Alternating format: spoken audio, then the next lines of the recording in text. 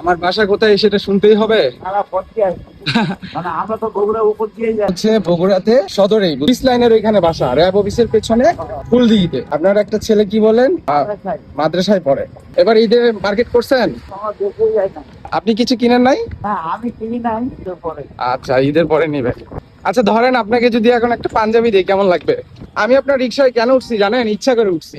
অনেকক্ষণ যাবত আপনাকে দেখতেছিলাম, তো আমি ভাবছিলাম যে আমার বাবার বয়সী যে হবে তাকে আমি এবার ঈদে একটা পাঞ্জাবি দেবো। এই জন্য আমি একটা পাঞ্জাবি মার্কেট থেকে রেখে দিছি। কি নিবেন না? খুশি হয়ে কিন্তু নিতে হবে।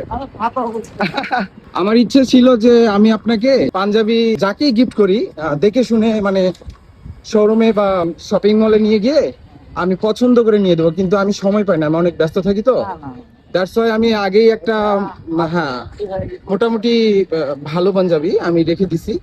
সো আমি এই পাঞ্জাবিটা আমি আপনাকে পরাবো, ঠিক আছে?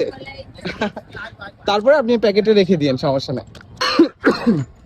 আর আমার জন্য দোয়া করবেন, আমার মায়ের জন্য দোয়া করবেন, আমিও আপনার জন্য দোয়া করি, আপনার সন্তানের জন্য দোয়া করি, আপনার পরিবারের সবার জন্য দোয়া করি, হ্যাঁ পৃথিবীর সবার জন্য দোয়া করি। আর মজার ব্যাপার কি জানেন, এবার আমি ঈদে কিছুই নেই। আমি একটা জুতাও কিনি নাই এবারে ঈদে। হ্যাঁ হ্যাঁ পড়েন, আমার অনেক খুশি লাগতেছে আপনাকে পাঞ্জাবিটা পরাতে পেরে।